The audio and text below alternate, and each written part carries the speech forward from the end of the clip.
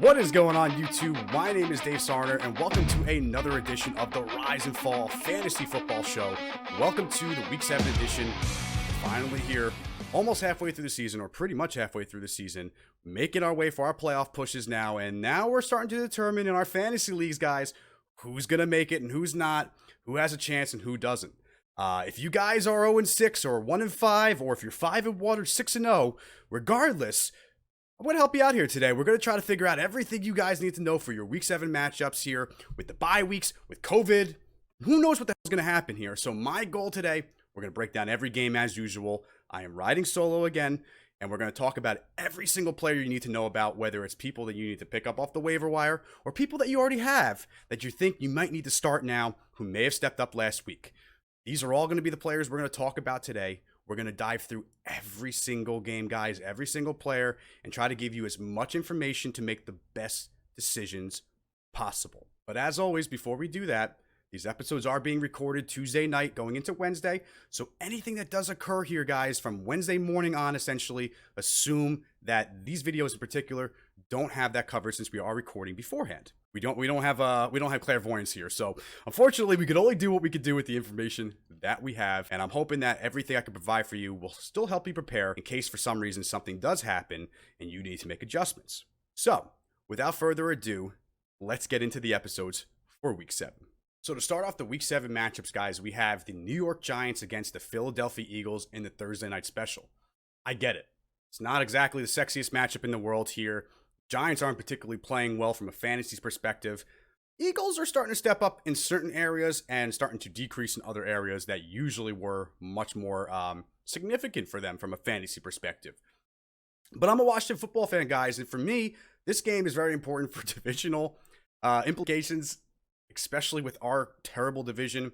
Now, any team has more than 2 wins in the division right now, so it is way up for grabs here on the Thursday night special here, and I do think it is going to be a little bit more of a fantasy producer than you would originally think. Now, I get it.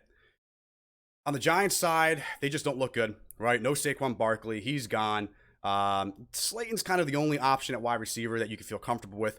I am not going to recommend Evan Ingram again. I'm sorry if anyone listened to me about that. That was probably the one time that I was like, decent matchup here.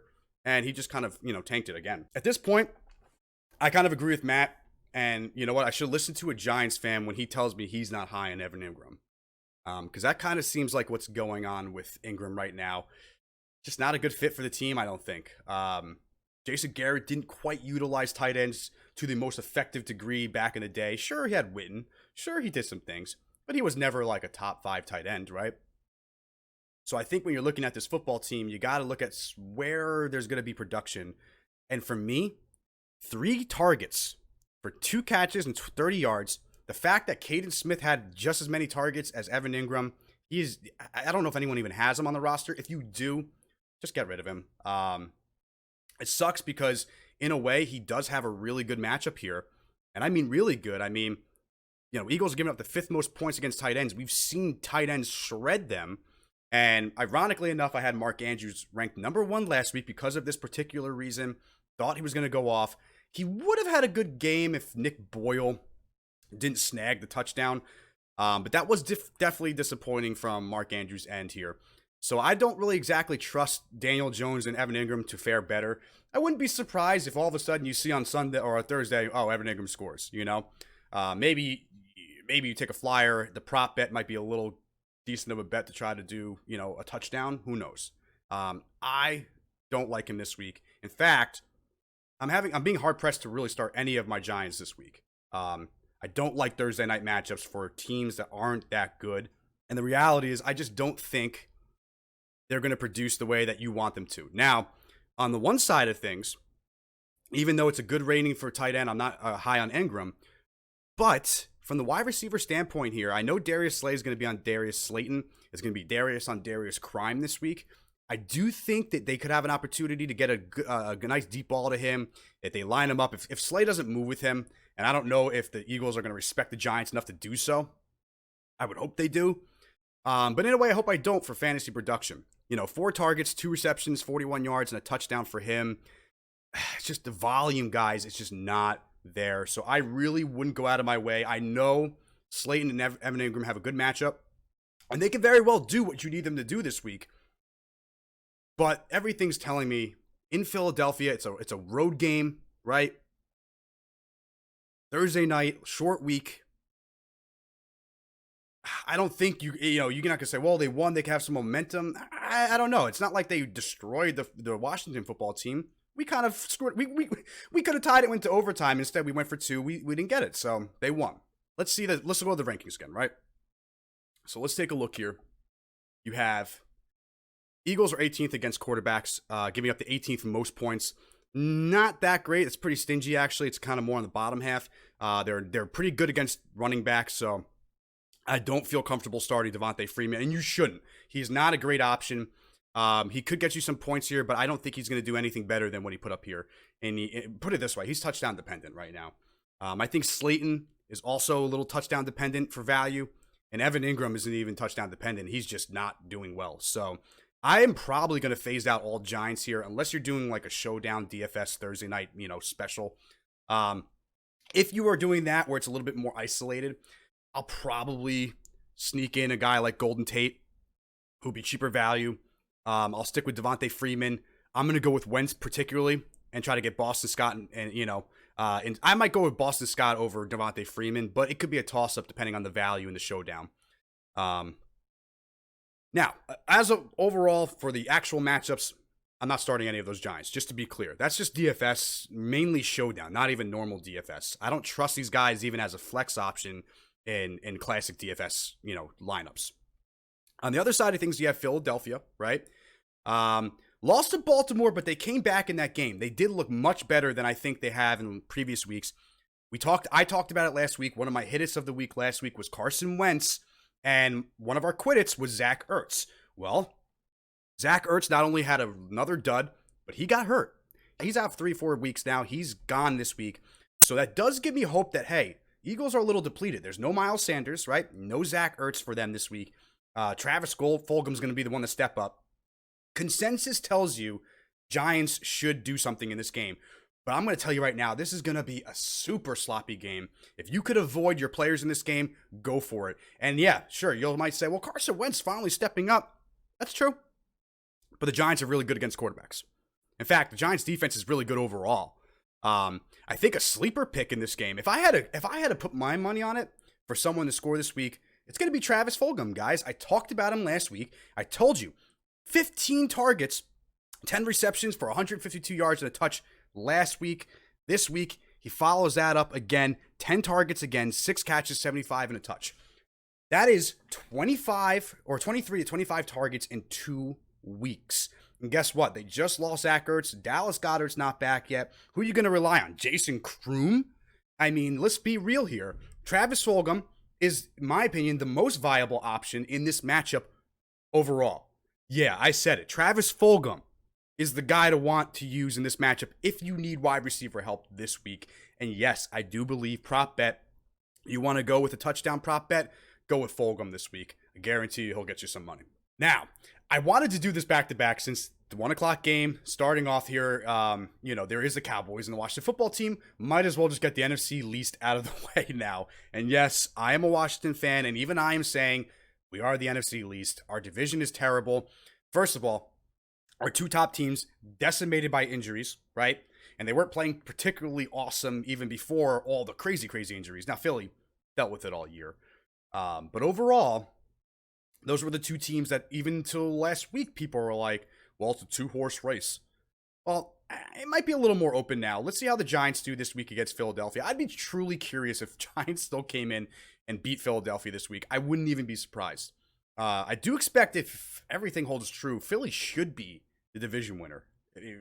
With the talent they quote unquote have, even with the injuries, they are still a much more put together team and cohesive.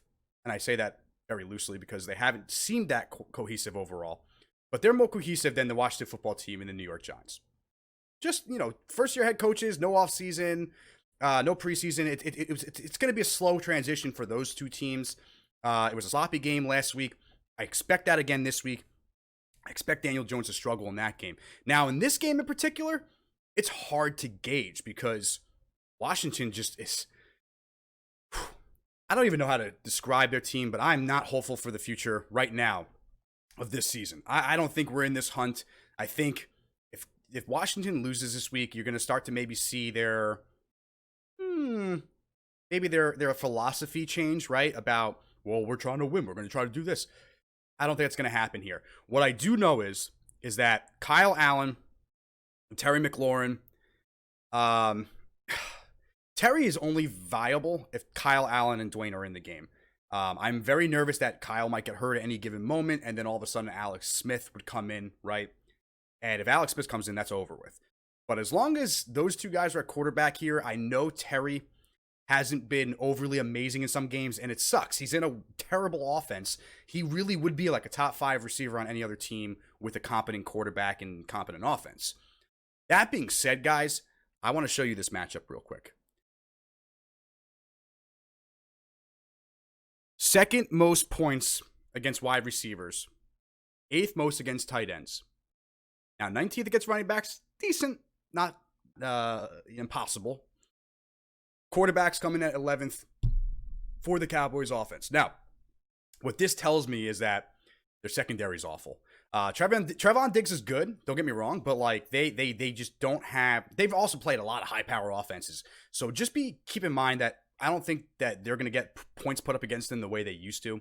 But I do expect if Terry's going to get 10 to 12 targets, he's a must start for me this week. I actually have him, I believe so. Let me check here. I got my rankings on my right here, and of course this thing closes down on me the second I am about to try to look at this. So Terry McLaurin this week for me in particular, guys, we have him at number 11. I have him right now number 11, and I know I'm a Washington fan, so that could be biased.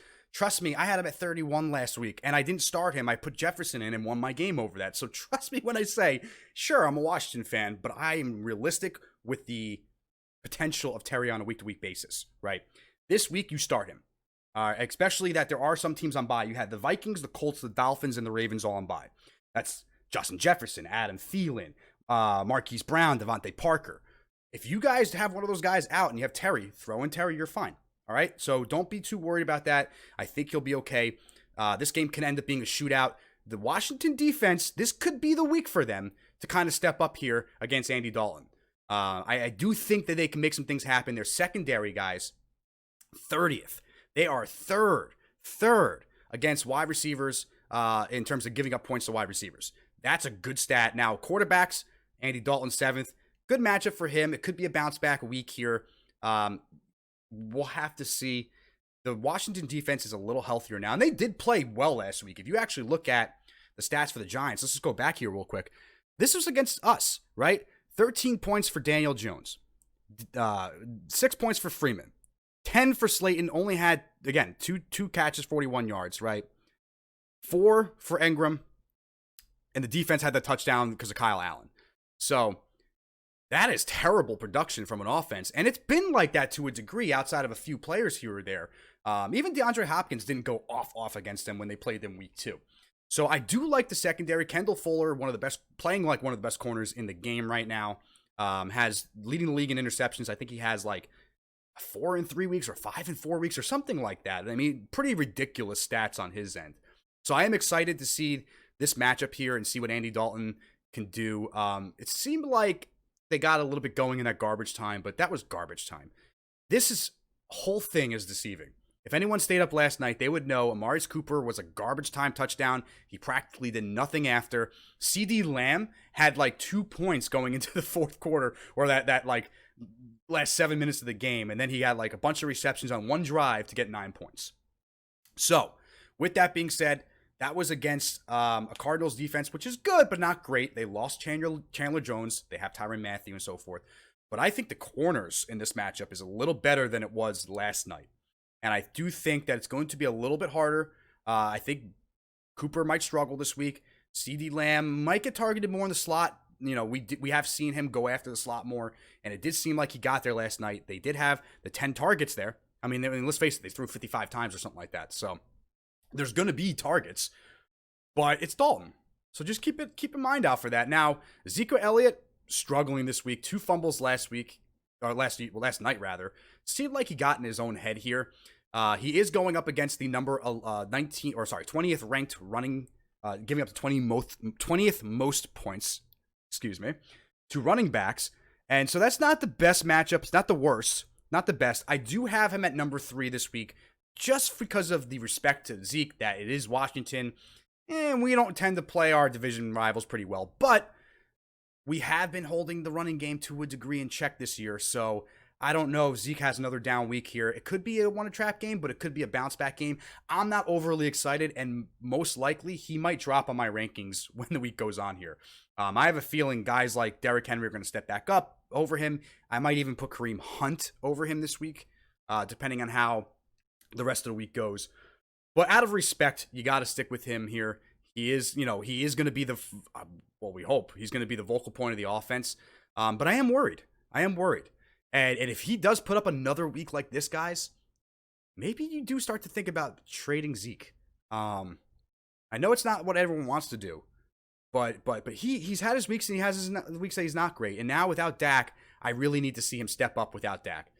12 carries. Oh, by the way, not just that, but the O-line is decimated. They lost both their tackles. They lost Travis Frederick to retirement. Zach Martin got hurt last night. So you're talking about those 4 studs they had back in the day with Tyron Smith and Lyle Collins and blah, blah, blah. They're all gone, guys. So when we talk about the value of Zeke, right? Is he worth that contract? Is he this or that? Last night was the first night that he, had the opportunity to prove that, and it didn't go too well. So I am curious to see how it is this week. Again, that offensive line against the strengths of this defense, which are the defensive line and the corners, it's not a good matchup for Dallas. Zeke is the key to Dallas' success this week. That is why I do have him at number 3, because I think it needs to go through him in order for this game to be to work for the Cowboys, because that is where, as we mentioned, is going to be somewhat of the overall weakness to a degree. I just don't think you're going to have to yes, 20th, obviously quarterback. They let up more points to quarterbacks and tight ends. I get that. What I'm saying is, are you going to rely on Andy Dalton and Dalton Schultz, the Dalton connection, to win this game? No, you have to get the run established or this will not work unless the defense gets turnovers on Washington, which is very possible. So if I had to look at this game here, I am still up on Zeke. I know it's a tough matchup with the line and everything. I'm kind of putting him up there more for you're not going to not start him in a way. And reality is, he needs to be the focal point. He needs to make it work. So I'm curious to see how that's going to go. I am in on Zeke this week a little bit more. I am off on the wide receivers, though. I don't trust this matchup at all. It's a really bad matchup, and it's hard to sit all 3. I know you're not going to, but just be mindful. I am not high on any of these receivers. In fact, I think, if anything, we'll see something like like Michael Gallup will end up, taking the lead at wide receiver, right? Dalton Schultz is a sneaky play. I do like him. Like we said, 4th. I'm not saying, he's going to lead, the team's going to win through him, but he is definitely a viable option. Washington does let up points to the tight end. Evan Ingram, in my opinion, was more of an anomaly of how they're using him. I do think Dalton Schultz could do some damage here, and look for Andy Dalton to try to get some more security blanket type of production. That could be Dalton Schultz this week, so I do kind of like him. On the other side of things, Dallas defense not starting here. Going back to the Washington team here, just before we get into the next matchup, I wanted to talk real quick about Antonio Gibson, J.D. McKissic. That is a weird one, too. It's beyond frustrating right now. Gibson, to me, is falling to a RB flex, RB3, RB4, until I see more volume for him, guys. This is just concerning. 6 targets for J.D. McKissic, 6 catches, 5 targets for Antonio Gibson, 4 catches, 9 attempts for him, Antonio Gibson. J.D. McKissic had 8. Similar production. J.D. just happened to have just a little bit of a bigger game. All right, he's worth a pickup as a backup if you want, but he's not really worth. He's very unvaluable, and it's going to be hit or miss. Terry, we love. Start him. He's a must start in my opinion. Ranked 11th on my list this week. Logan Thomas also, by the way, guys, a sleeper. And even the Washington defense could be a little bit of a sleeper. Their safeties suck. Linebackers, they got Cole Holcomb back. Could be a sneaky play for you guys if you do need production from the Washington defense. So, really quick recap. Zeke, we're good. Wide receivers, we're out on in Dallas. Dalton, you can start, but be mindful. It's a tough matchup for the wide receivers. A better matchup for tight end. So I do like Dalton Schultz. On the Washington side, Gibson, I'm a little less high on him now. The split between him and JD are way too even. That pisses me off a little bit. Terry McLaurin must start, in my opinion. You're not starting anyone else there. Logan Thomas, solid sleeper. He is a top 12 option this week, and I do like the Washington defense. Now, next matchup here, guys, we have the Pittsburgh Steelers and the Tennessee Titans, and Tennessee's become kind of the villain, right? With everything going on with COVID, with them kind of threatening the season, they kind of played this adversity card last week as if they were the victims, and I thought that was a little ridiculous.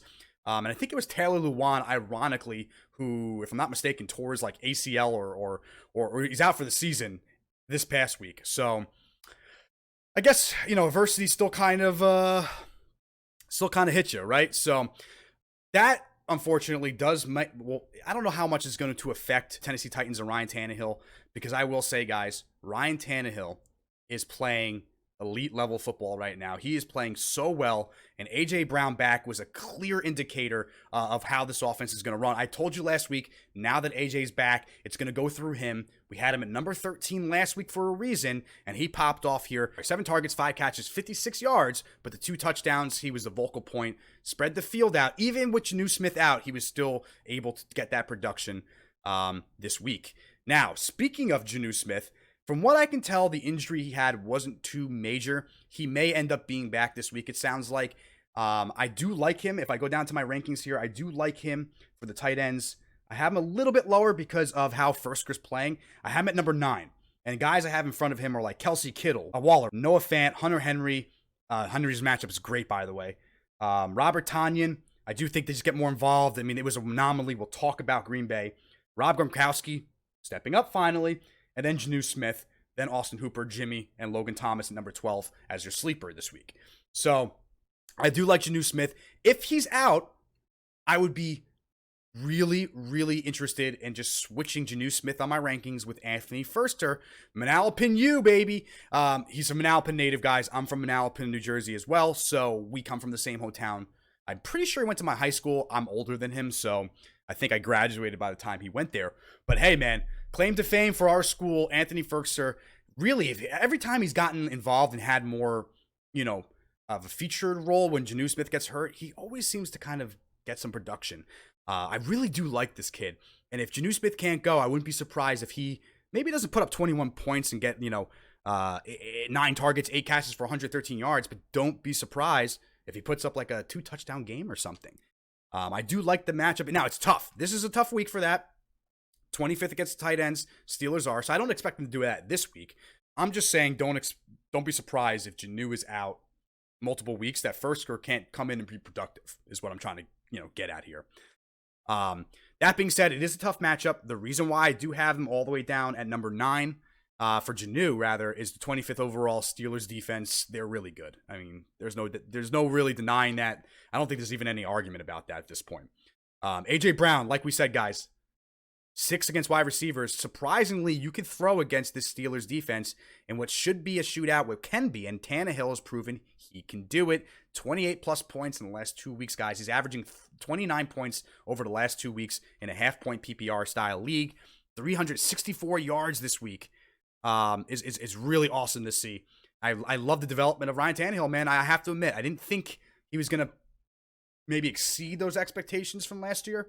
But he's really proven that he can do it, man. And I'm really excited to see him. If you have him and A.J. Brown, that's a hell of a good combo to have right now, even up against tough defense this week. That all being said now, Tannehill, I do have pretty high, but just remember, it is the Steelers defense. They are pretty damn stingy against these, those quarterbacks. I do still like Tannehill. I have him at number 7. Even in a tough matchup here, I have him much higher than Ben, which maybe will change during the week. I think right now I have him maybe a little too high. I got him right now over like Josh Allen, Matt Ryan, Stafford, Cam Newton, Gardner Minshew, and Tom Brady. Off the top of my head, I know for a fact that Matt Ryan, Stafford, and Minshew have really good matchups. And then obviously, am I going to start Tannehill over Josh Allen? Probably not. So I'm probably going to adjust it. I am just really high on just overall the player himself right now. He's 7th, but that should change this week. He still should be a top 12 quarterback this week, in my opinion.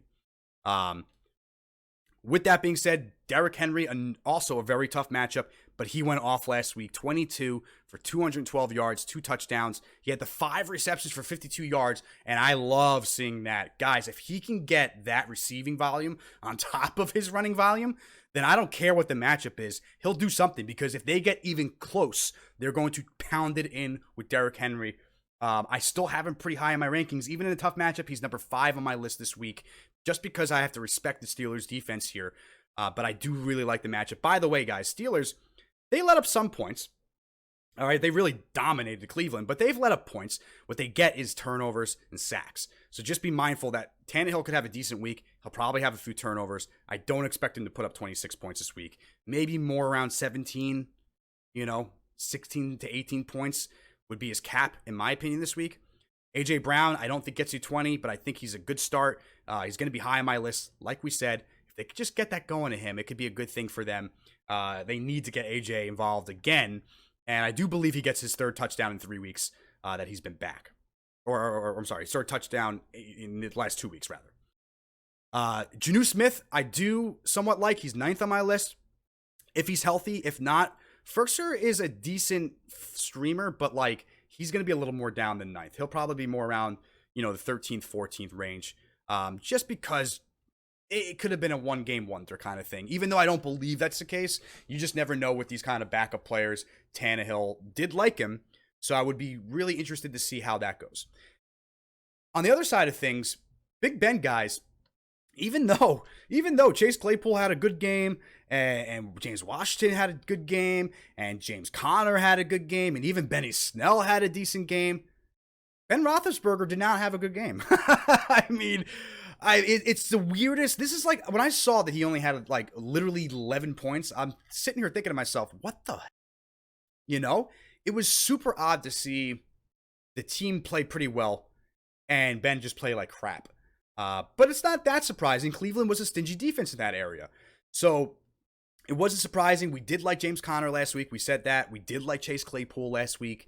I said I did like Deontay, and if he was out, maybe Juju. But guys, I know what everyone wants to talk about today, so let's just talk about this for a quick minute. Juju Smith-Schuster is tradable right now. Some people are even saying that Juju Smith-Schuster is droppable. Now, I wouldn't do that. Personally, wouldn't do that. I still think there might be someone that will value Juju, and you should be able to get something better. Now, if there's someone on the waiver wire that's worth it, that's, a running back that no one's taken still and this and that, okay. But I wouldn't just go out of my way to drop Juju just yet. I don't think he's going to be great this year, so he's not a great asset to keep. I don't think you should keep him, but I think you should try to make some trade, get some value out of him if you can. Even if you're, downgrading for a receiver that's not a bigger name than him, maybe that works for you, and the guy thinks, well, it's Juju, he could pop off, and if they skip... Listen, now's the time to trade him. He hasn't been helping your lineup. Let's be real. He hasn't been helping your lineup. I guarantee you, whoever's been using him most likely has some receivers that they're going to probably put in over him this week now. And you should. I'm not going to start him this week. Titans are decent against certain positions. Their secondary is bad, no doubt about it. He could have a bounce-back week, but I'm going to put my money more on Chase Claypool and Deontay Johnson being back this week. I think target-wise, it's clear they're going to be more involved. Yes, Chase Claypool only had 4 targets in the receiving game, but he had the 2 attempts on the run. He had, the touchdown. And then James Washington, 7 for 568, produced out, targeted out, scored everything for Juju. That is a terrible sign with Deontay Johnson out, who we know has been getting a lot of targets before his injuries in the last 2 games. So, for me, Juju is a big sell. He's probably one of my big sells of the week. Try to get some value back from him if you can. If you could package him for maybe a smaller name wide receiver that's producing more. Cole Beasley. Yes, Cole Beasley and maybe a running back if you need something like that. Could be an interesting trade for Juju. I'm serious. Go look at Cole Beasley's stats and then tell me that I'm wrong, that it could be a good deal to trade Juju for Cole Beasley and say a running back. If you need one desperately, Chase Edmonds, Antonio Gibson, one of those guys, it's not the best value. I get that. It's not a great trade. But Juju is just not that good right now. And that's going to be better value than what you're going to get on the free agent waiver wire. Eric Ebron, Listen, I almost got sucked in with him last week, guys. Ebron's not worth it. Drop him. Not worth having the lineup. He's too inconsistent, too unreliable. I don't want anything to do with Eric Ebron at all in this offense. Steelers do not use their tight ends the way they should. So it's not worth having that. It's not the volume that you want to see at all.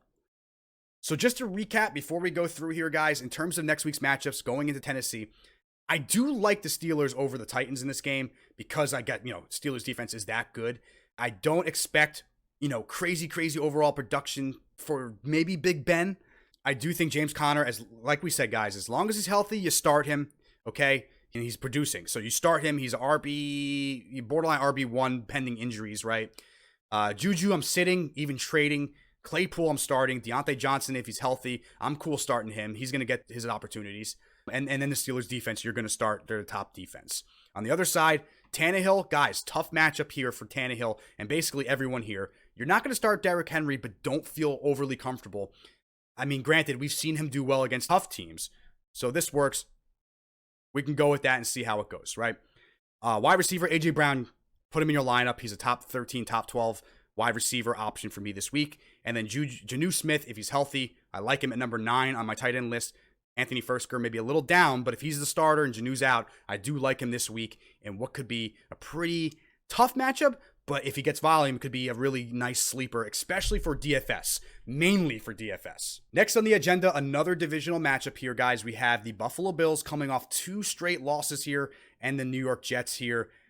First shutout of the season for any NFL team against the Miami Dolphins last week. The Jets and Joe Flacco don't look great. I don't know if Darnold's going to be back this week. That could change some dynamic in this game. But let's just jump into the stats from last week.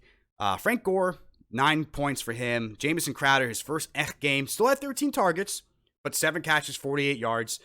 Even with that, not terrible. So what I'm going to tell you guys is, even with that, Jamison Crowder is a valuable option.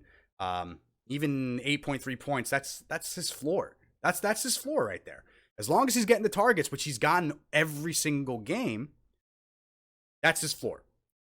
8-9 points. So Jamison Crowder, feel comfortable starting him in a wide receiver 3 spot, even against the Buffalo Bills in division matchup.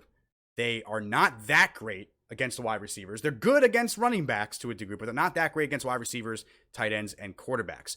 Now, the unfortunate thing for the Jets is the 2 weakest spots for the Bills is their quarterback and tight end coverage. Jets don't really quite get that production.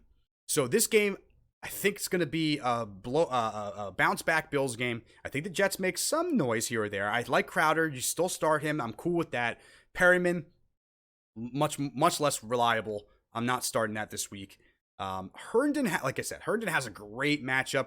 I'm not going out of my way to even try Chris Herndon or Ryan Griffin or whoever the hell is the tight end for the Jets.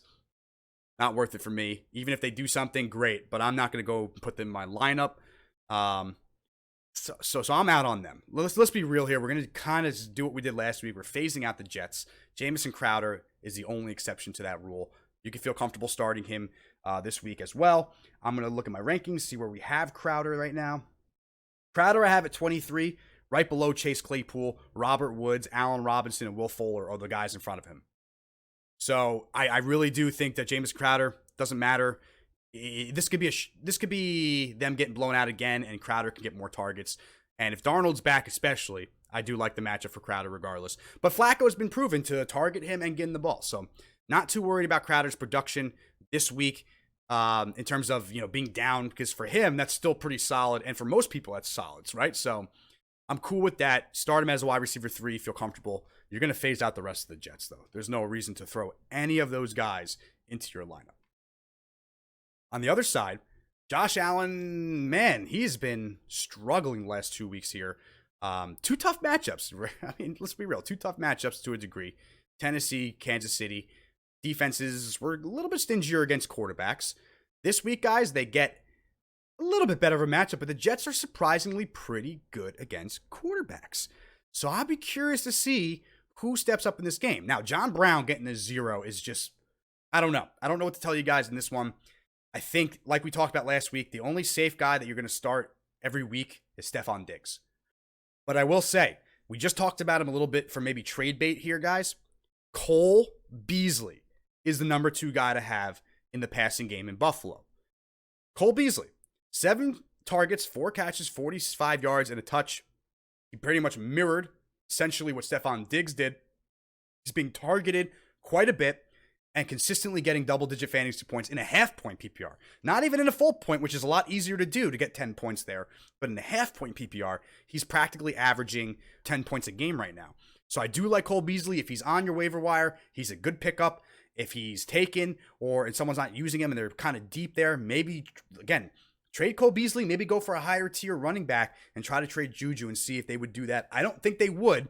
I wouldn't at this point, but maybe you'll get someone who is not as savvy that will be like, well, Juju's Juju, and make that trade happen.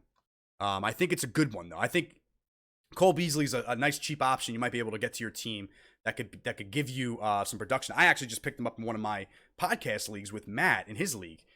So I have him on my bench along with John Brown, and honestly, I'm rolling with Cole going forward. Cole is more consistent than John Brown. There is no debating that. So I think Cole is the most consistent outside of Stefon Diggs here. Devin Singletary, Zach Moss struggled in the rush game this week. It was a tough matchup.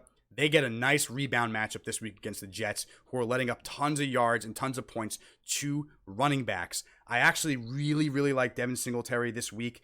The only concern I have is if Zach Moss does get more involved. He had half the amount of carries that Devin Singletary had. Essentially, it didn't.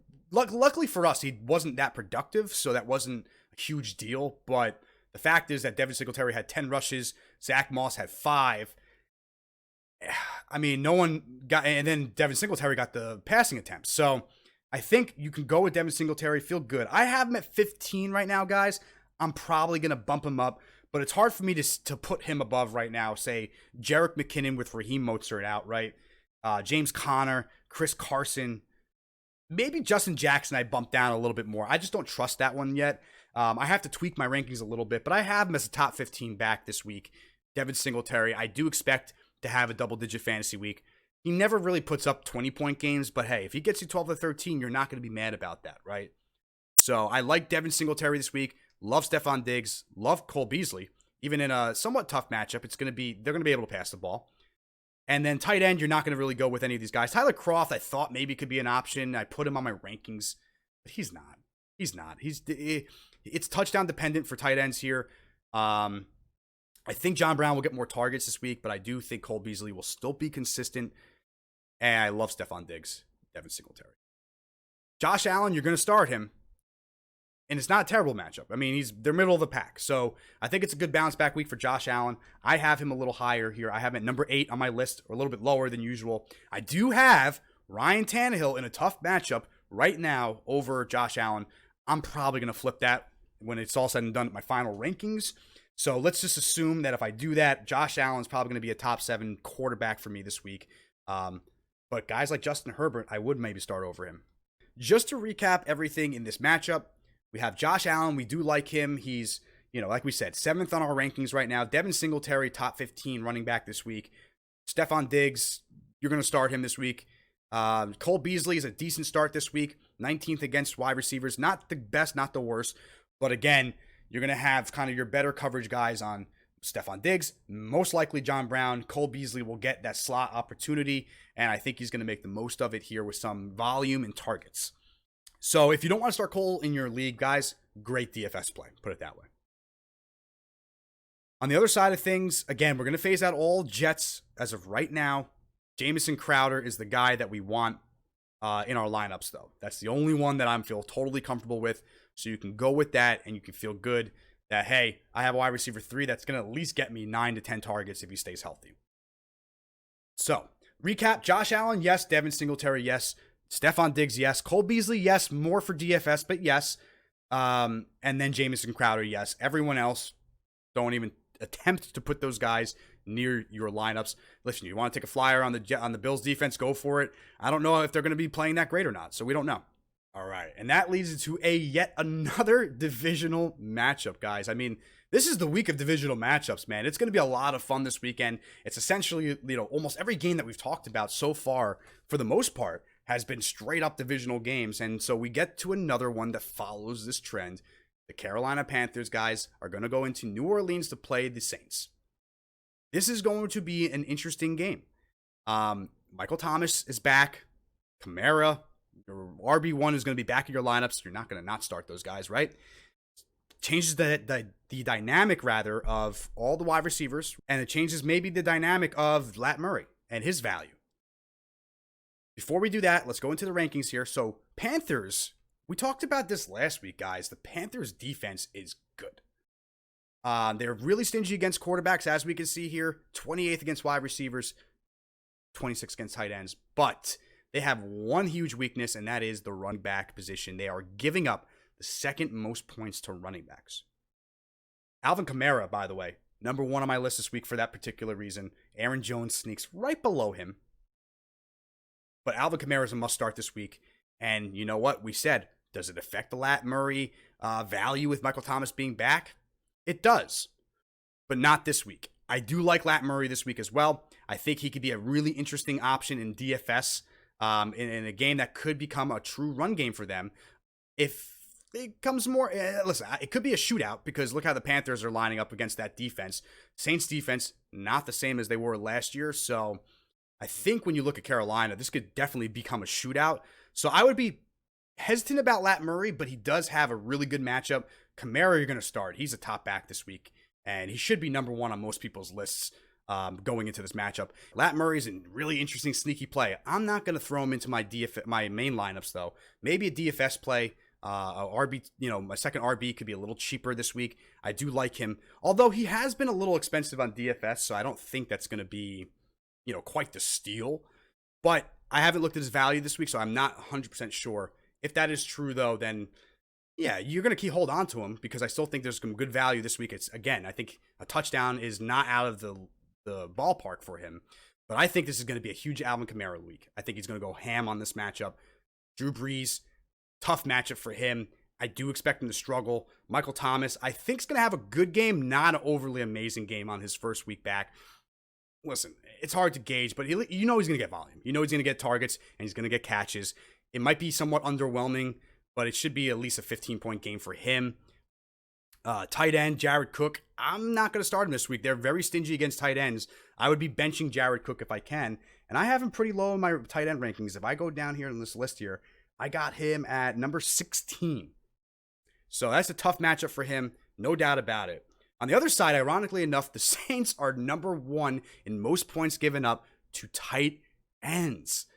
And yet we're not going to go out of our way to start Ian Thomas. It sucks because this would be a hell of an interesting matchup. And it could be that he does something. But this guy, I don't think, has gotten more than 2 fantasy points since last year. So I am going nowhere near the tight ends, even in an amazing matchup. Do not be fooled by that. But what you should be doing this week is putting in Teddy Bridgewater in what is a fantastic quarterback matchup. Saints giving up the 4th most points to quarterbacks. Kind of surprising if you really think about what their defense was supposed to be.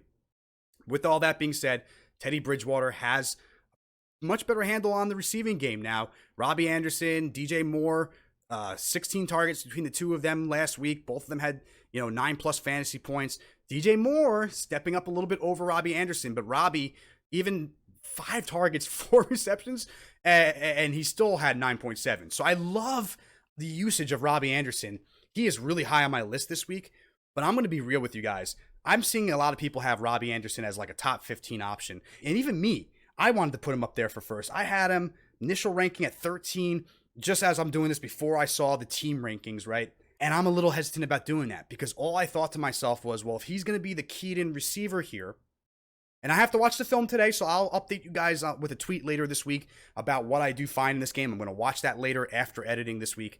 To kind of get an idea of how they're playing DJ Moore and Robby, who's being considered that number 1, if you will. I would have a feeling Robbie's going to be the guy that's going to be more featured in terms of what the defense is going to key in on, and that's maybe why we saw DJ Moore get more volume. I think that trend can continue this week. Right now, I have Robby at number 13. Like I said, that might decrease a tad. It is a really good matchup though. Overall, 11th ranked against 11 most points Saints giving up. Their defense is giving up points. So you want to start as many people as you can here. I'm starting Teddy Bridgewater. I'm starting Mike Davis. I'm starting Robby Anderson. And I am fine starting DJ Moore in my flex. I do like these matchups this week. I just don't. I want to say Robby's going to be the producer here, but part of me all day has been thinking that maybe DJ Moore, because of maybe how they're going to, I think defense is starting to realize they have to respect Robby Anderson.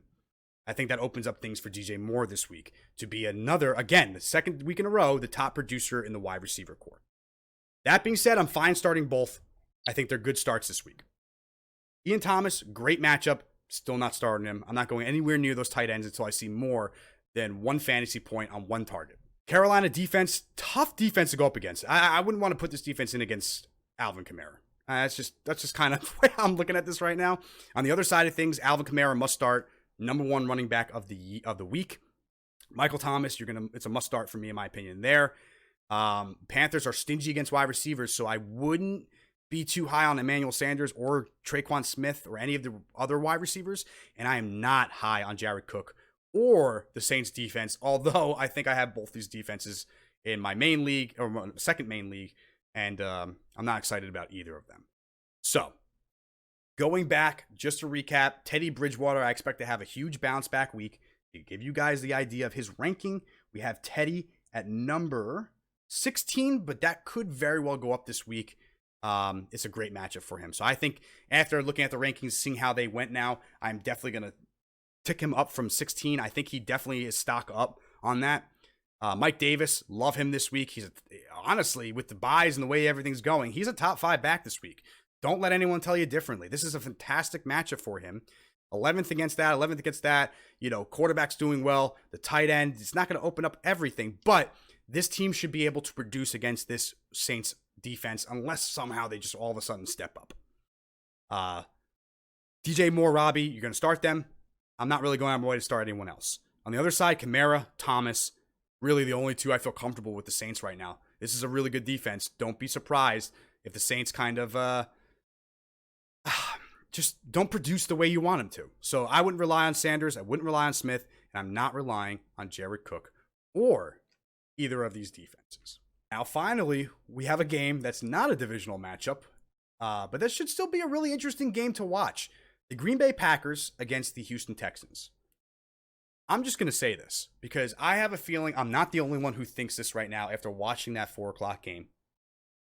If you had more than like 1 or 2 people in that game in particular, what the Green Bay? Seriously, what was that? I understand you're down by a lot, but you throw in the towel at halftime? Literally? Like, I've never seen a team just literally say, you know what? We're just giving up on this and moving on. I understand you don't want to get anyone hurt and this and that, but it was like mid-third quarter. So when I have Aaron Jones having me 11 points to start the game, and I have, Chris Godwin has 7 points to start the game, and Tom Brady has 14, and Tanyan has 5 or 4, and then you basically both teams just say, F it. And so I got a half of fantasy points last week? I mean, that's ridiculous. Good news is that shouldn't happen again. Not against this Texans team. This should be more of the shootout that I guess we thought maybe we were going to get last week. But man, did that piss me off. And I'm sure it pissed a bunch of you off. I had Jones, Tanyan, Godwin, and Brady because of buys with Russell Wilson and company. And that's what happened, guys.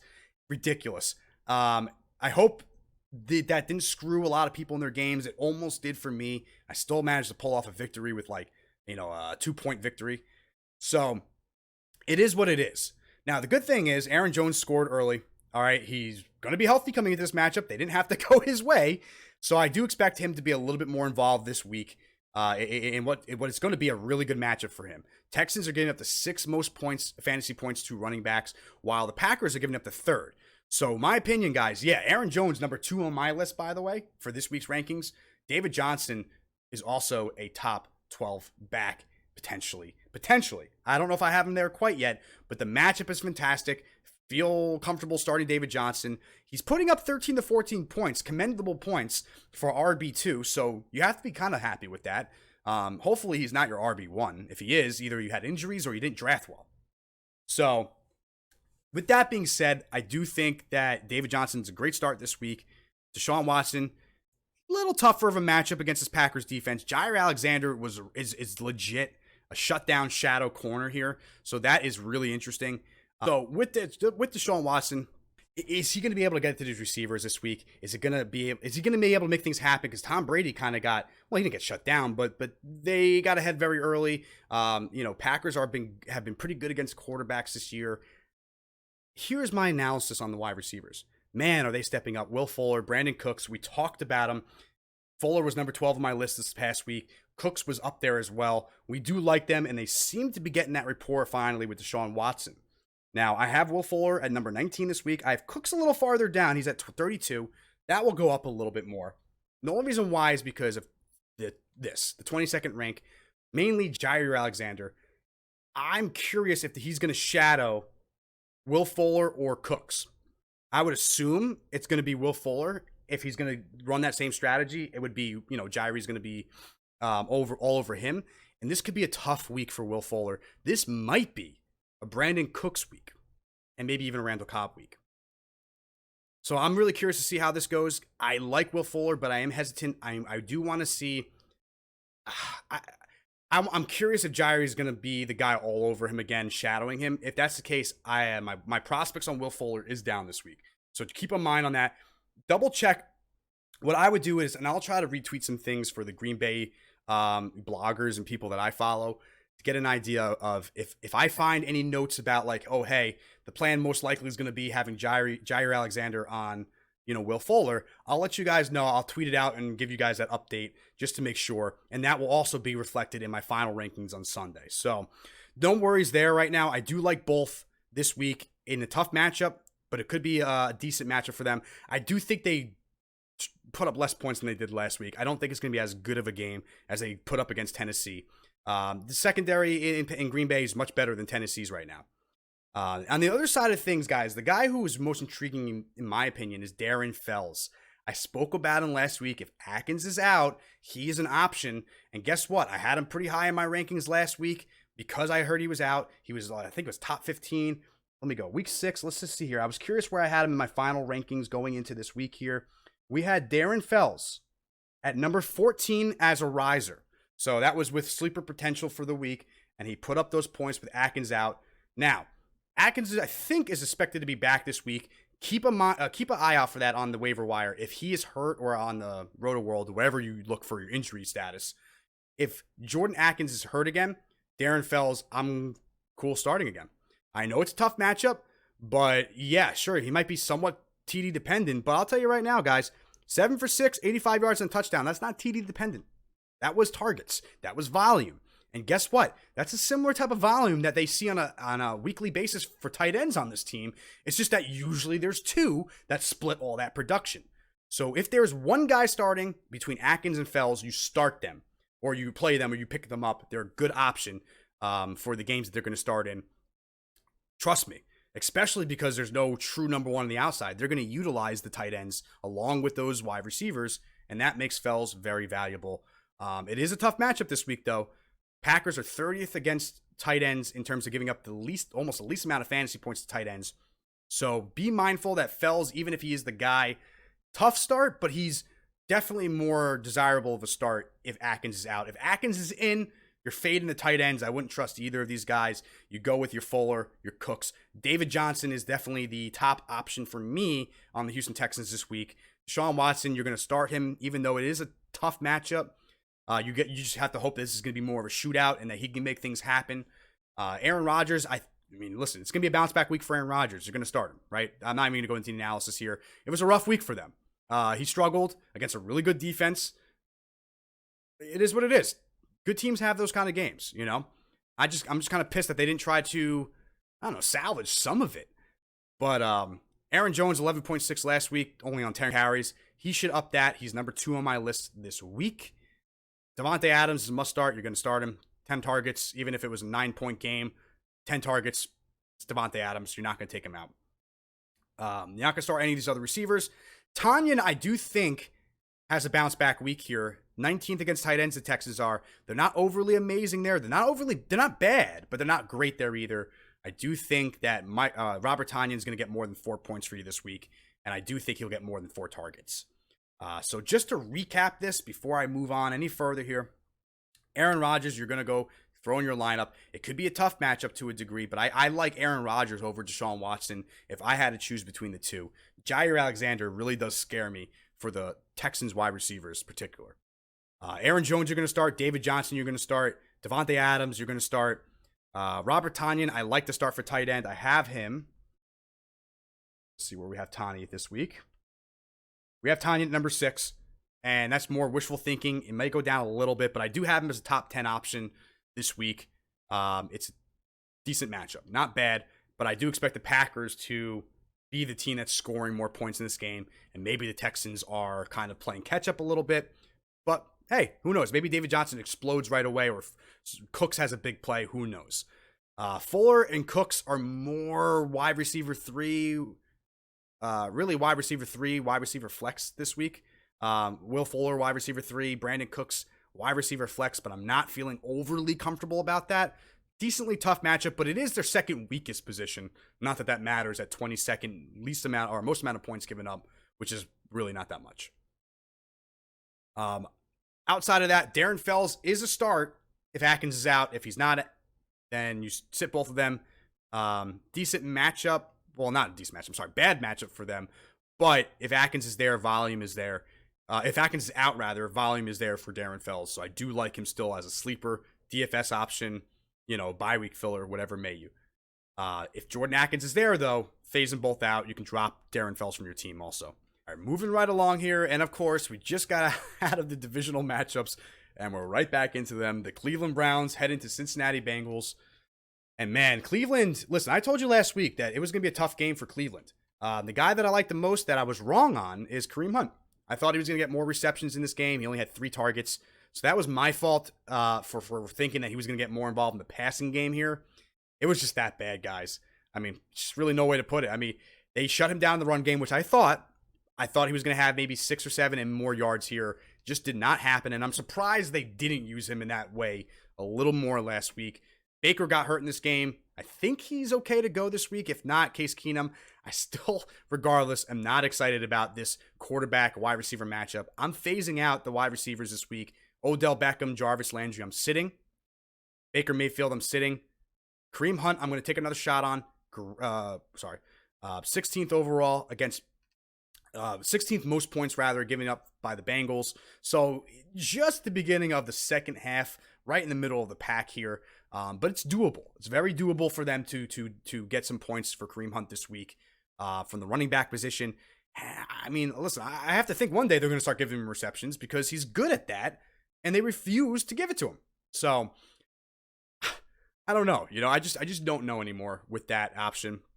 Right now, I think the matchups tells me, hey, if you're going to take a chance, you take a chance on, Joe Mixon, right? You take a chance on Austin Hooper this week. 6 for 5, 52 yards. Listen, Hooper, that's his floor. 7.7 is his floor. He's getting a lot of targets again. And from a volume standpoint, Hooper is productive.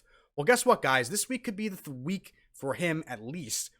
The weakest position on this Bengals defense is for the tight ends, giving up the 13th most points. So I do like Austin Hooper this week. And honestly, he might be the one I like the most on the Browns this week. I'm phasing everyone out outside of Hooper and Kareem Hunt just out of respect for RB1 status. Other than that, it's hard for me to tell you, all right, well, Odell's going to have this kind of game and Jarvis is going to have this kind of game. Listen, especially if Baker's out, I'm not going to recommend that with Case Keenum in there. Trust me, I know him pretty well. I'm a Washington fan, so I get it. Not fun. That being said, they could stack the box if that's the case. Kareem Hunt could have a rough game. I do like Hooper as the top producer of this whole team. On the other side, love Joe Burrow this week. Cleveland Browns defense has really kind of fell off a little bit, but 9th overall, most points are given away to quarterbacks, 7th most points to tight ends, 3rd most to wide receivers. They are 25th against the running back, so not good against running back there. So Joe Mixon, I mean, he's banged up. He's not playing as particularly well. He had a touchdown last week, but like I said last week, Joe Mixon is touchdown dependent.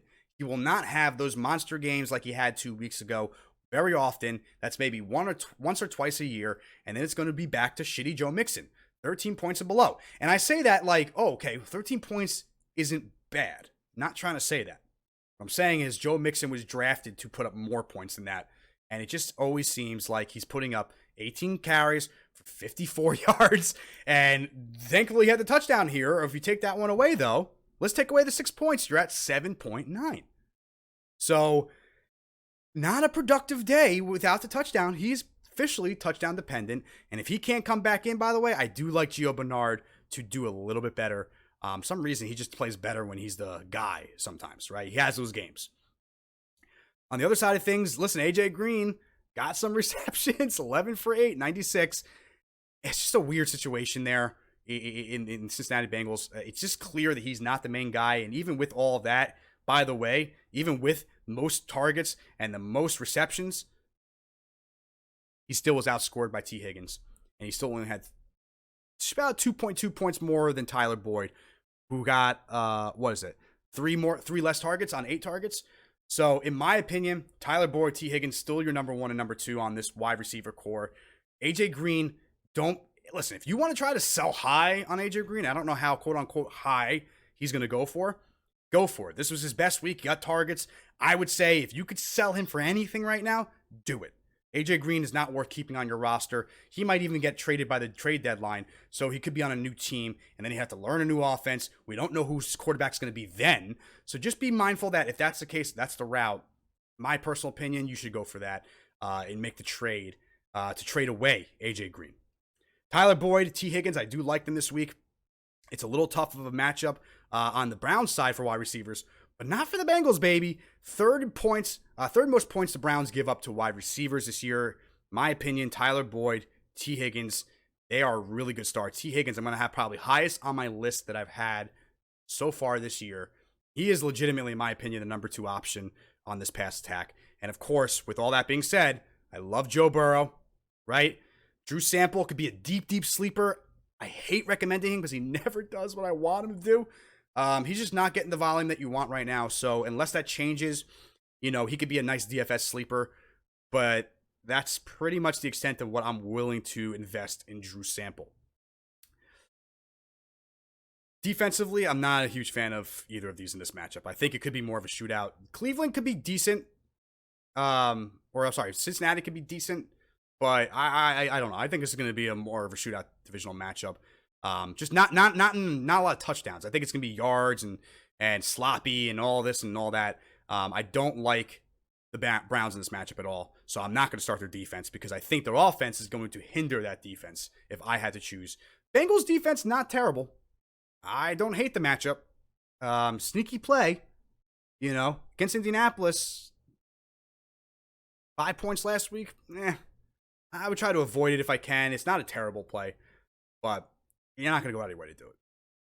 So, to recap this game, on the Browns side of things, we like Kareem Hunt, right? We like Austin Hooper. We don't like the receivers. I would sit them. Literally sit them. Put them on your bench this week. Don't like the matchups. They could go off here or there, but it's not a good matchup. And if they do, it's like really surprising that they do. Austin Hooper, again, love him. He's one of my top tight ends of the week. From the matchup value, I love I really do love this overall matchup here. Weakest spot Bengals have is at 13. On the other side, Drew Sample has the better matchup, but it's tough for me to put him in a lineup. DFS sleeper, love him there, potentially. Tyler Boyd, T. Higgins, love them. AJ Green could have a good game, but I think it's perfect opportunity to sell high on him. I don't think that will, if he has another decent game, I don't think it's going to hold for the whole year. The guys who are still producing and on consistent level, Tyler Boyd, T. Higgins. I am phasing out the running backs this week, or Joe Mixon. Not phasing out, but I'm not going to feel comfortable starting him this week. If he's out, Joe Mixon, part of me likes Gio Bernard more if he's the full-on starter with Mixon out. So it's a weird concept. I have a bias, I think, towards Joe Mixon, obviously, but the 18 for 54, I cannot stand it. I think they utilize Gio a little differently when he's in, more passing attempts and screens and this and that and dump offs out of the backfield. And I think that's where his value would come in if he was the RB1 on the Bengals this week. Joe Burrow, great matchup. Tyler Boyd, T. Higgins, great matchup. Drew Sample, fantastic matchup, but not a great option. I just can't trust the volume right now. Next one on the agenda, guys, we have the Lions and the Falcons. Now, Lions and Falcons can be a really intriguing matchup, guys. Of course, when I project that Matt Ryan is going to struggle last week, he goes off for a big game again, and that's great to see. I'm not even mad to see that. I'm really not. I'm happy that he got production. I had Calvin Ridley, so of course I'm happy, right? But at the same time, it's like, of course, the matchups he's not supposed to do it, he does it, and matchups he's supposed to do it, he doesn't.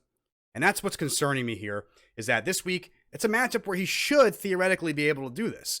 Lions are 13th in most points given up against quarterbacks, 12th most against wide receivers. They give up the 4th most against running backs, and they're stingy against tight ends. So Matt Ryan, when you look at this side of things, it's a good matchup for him, good matchup for the wide receivers, really good matchup for Todd Gurley. And then Hayden Hurst, I mean, listen, 4 for 4, 57 and a touch, not a bad game, but I'm not feeling Hayden Hurst, not this week. This is a really tough matchup against a Lions team who's really good against tight ends. So I would be kind of phasing out Hurst. I'm higher on Russell Gage this week.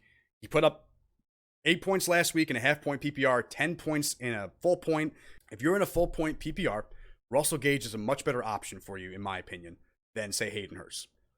This week in particular. Calvin Ridley, Julio Jones, you're going to start them. If Matt Ryan is playing at that elite level, then we're good to go. I like these matchups. These are not bad matchups. And Todd Gurley, listen, he only had you the 8 points last week. I had him as a decent starter last week. This week, I like him a lot more, though. I think he's going to be even higher. I think he's going to put up some points. But don't be surprised if Brian Hill just somehow kind of snags, look at this, 20 carries for Todd Gurley, 10 for Brian Hill. Now, what I don't like about Todd Gurley is 20 for 47 yards. That's not great. What I do like is the 4 targets, led the running backs in targets, 3 receptions for 20 yards, led all the running backs in those categories. That's pretty much the best you're going to get from the pass game from a Todd Gurley, and it's okay. It is what it is. He's not supposed to be that pass catcher.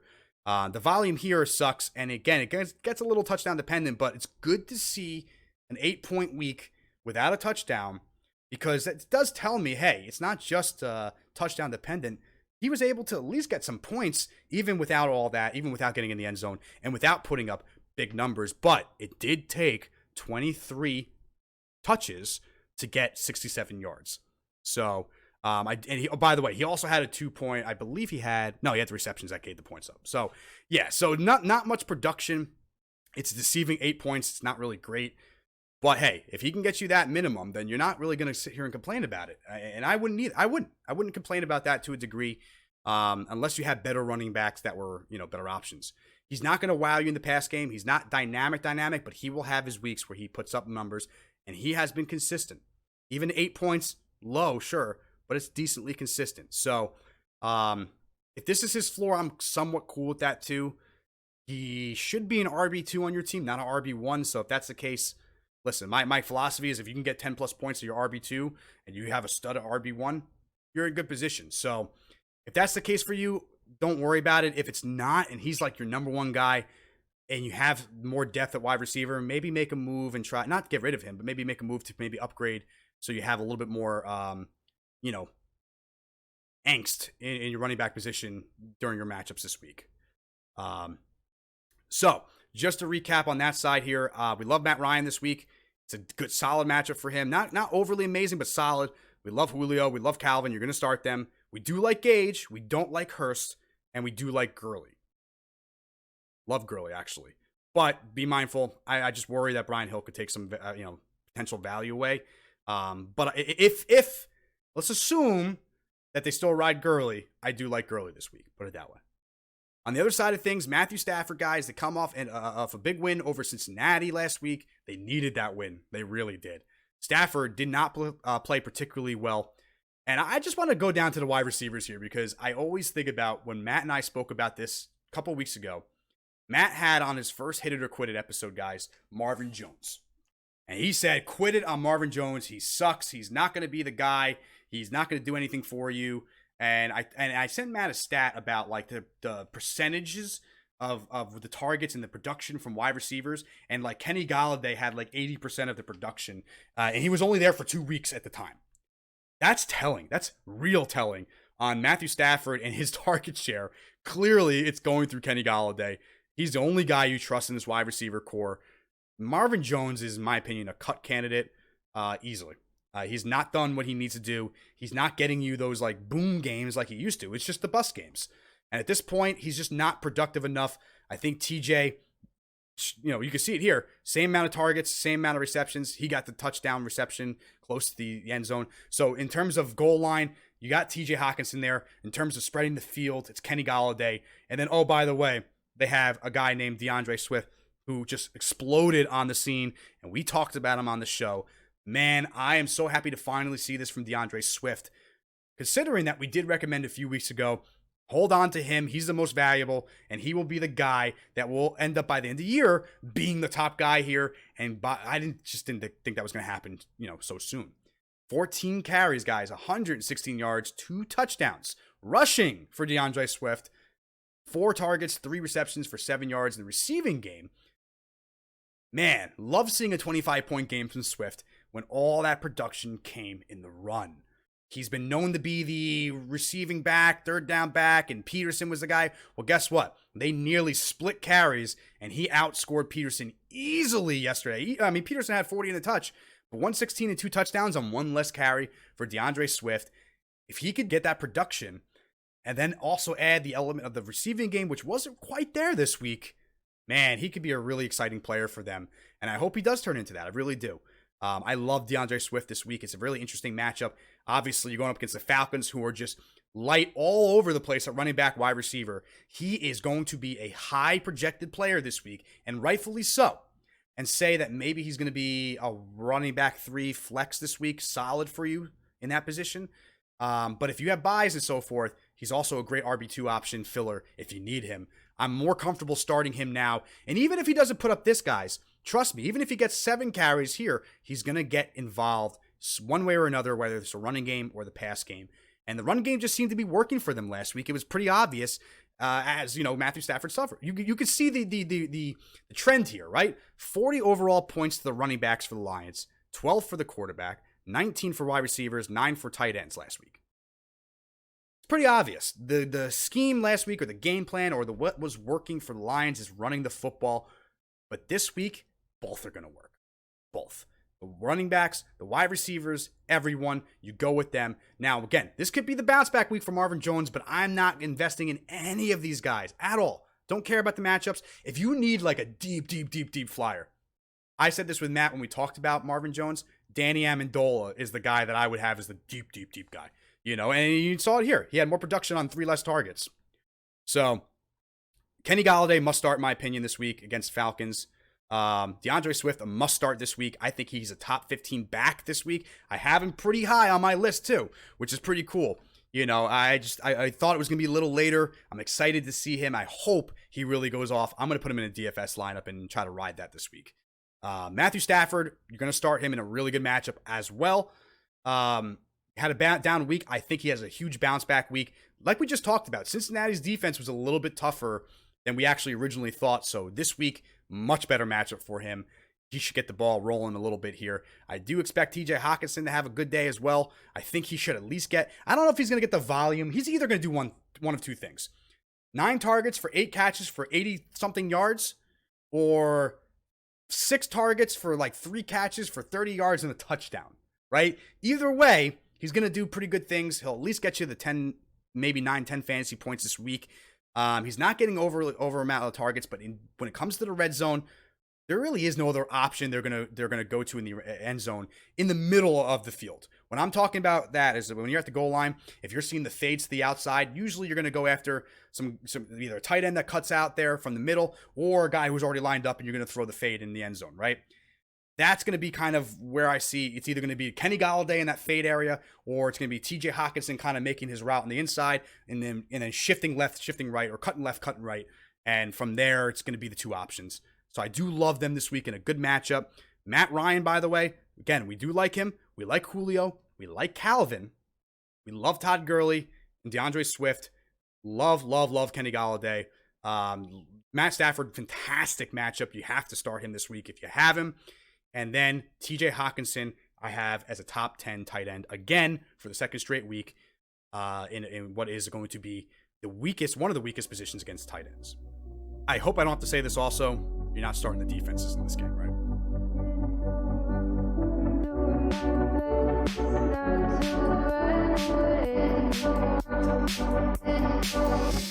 Send rocks across the pavement, hoping it will cave in and swallow me whole.